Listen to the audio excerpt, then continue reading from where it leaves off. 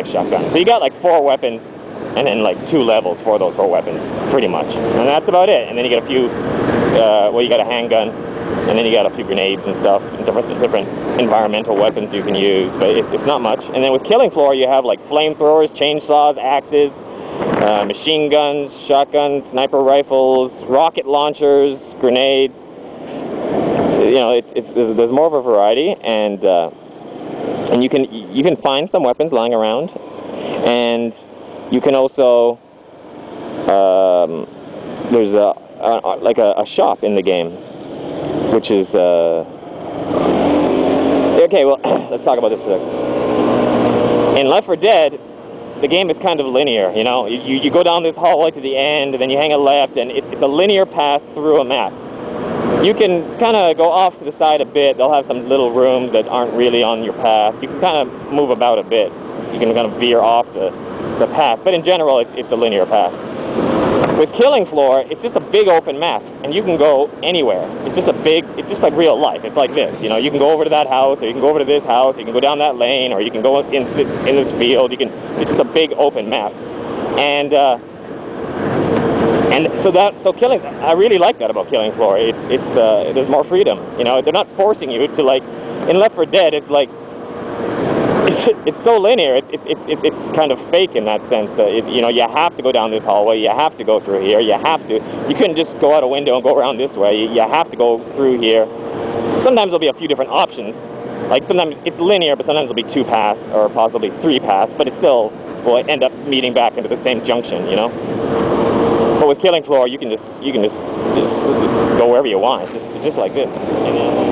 So, in conclusion, I'm not sure if I've said enough in this video, or maybe I've said too much. I'd say, you know, at this point, if you go on the forums, you'll get for another thing I should mention is if you go on the forums, you might get a negative impression of Killing Floor because there's a lot of people bad-mouthing it right now. But that's idiotic.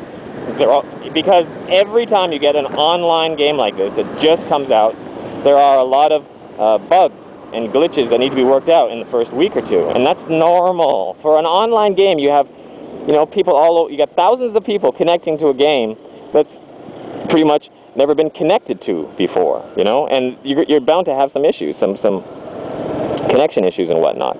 Because the first time I tried to play it, I couldn't join a server. And it wasn't firewall issues, it was something else, and it took me a little while, and finally I had to get someone else who had already found a good server to invite me, and then I could play online no problem through an invite. So, but these things are to be expected, you know, and I'm sure they'll, now that the game's out and they're getting feedback, they'll work on it, they'll fix it up, they'll see what are the main complaints, and I'm betting in a few weeks, if not a month or 2 from now, all those problems will be fixed. So yeah, gotta love these lights. Left 4 Dead, when it first came out, was a really good game that I personally got somewhat bored of fairly quickly.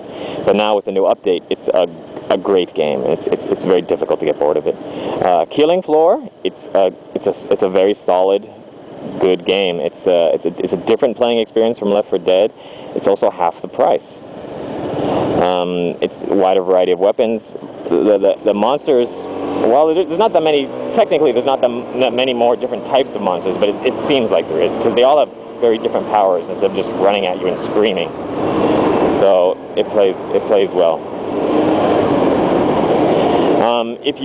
She's a cutie. If you own Left 4 Dead, should you still go out and buy Killing Floor?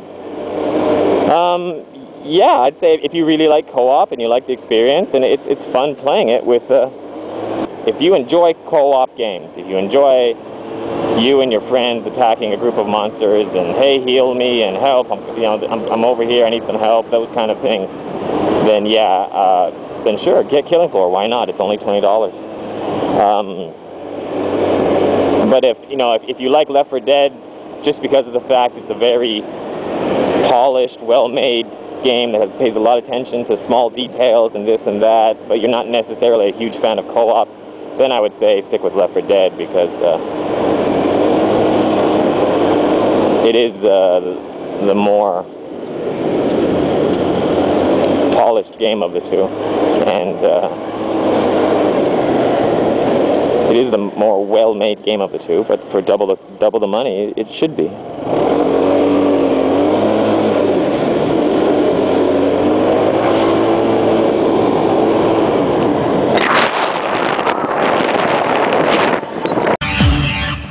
One of the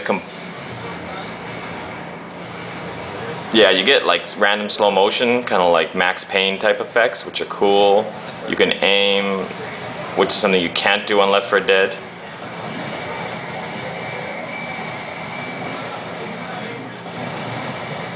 You blow their heads off and they keep walking around. Very cool. This is one of the coolest parts in the games. Just like in that movie, you know that, remember that movie with the zombies and they're on top of the mall? And across from the mall is a guy who works at like a ammo shop. And he's like picking off guys with a sniper rifle.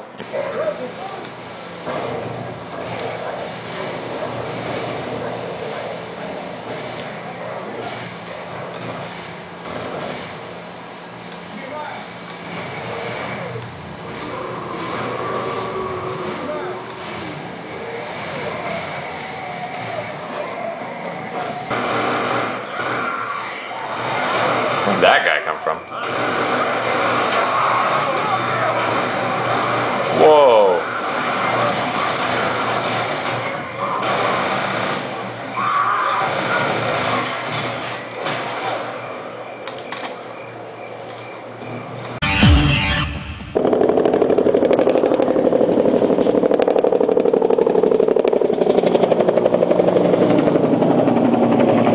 There's been a lot of helicopters going around here recently. I heard there's some guy on a Kawasaki Ninja that's making a danger of himself. So these helicopters, they're all out searching for him.